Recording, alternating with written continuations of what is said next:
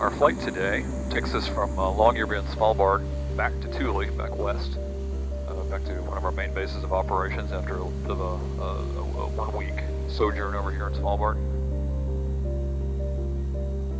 We started off the mission with some flight lines over Svalbard's ice sheets, small ice sheets and glaciers. Of course, that's not the reason we went to Svalbard to begin with. We went there to expand our sea ice coverage over on the eastern side of the pole, which is a very exciting science goal for the project.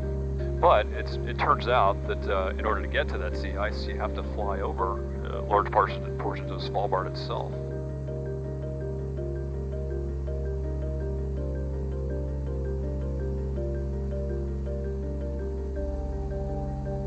It gives us a nice long comparison of where the glaciers were 15 and 20 years ago versus where they are now in terms of volume.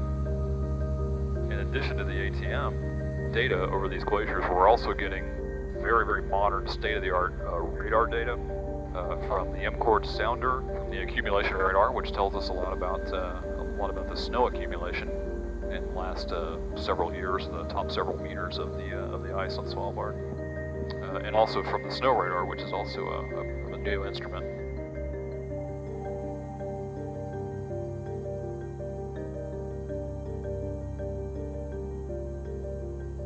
We only mapped glaciers in Svalbard today for about 20 minutes. That's how long it took us to get off into the Nares Strait off the northwest corner of the archipelago. And that takes us into some really interesting sea ice there.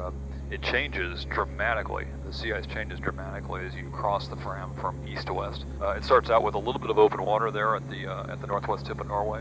And then you get into some broken up pack ice. It looks like a big piece of ice that somebody took a hammer to and shattered. Giant hammer. Really is pretty stuff, neat looking. And then it gets more and more consolidated as you go west.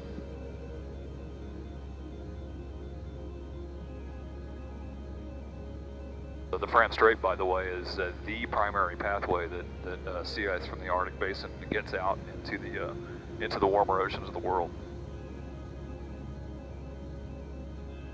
After we've got to Greenland, we turned north and made sort of an M-shaped pattern. And the purpose of that was to track a gradient in sea ice, the thickest, oldest sea ice near the coast of Greenland, getting thinner up towards the pole. And then we'll finish out the mission today, heading into the Nares Strait, going across the ice arch at the top of the strait.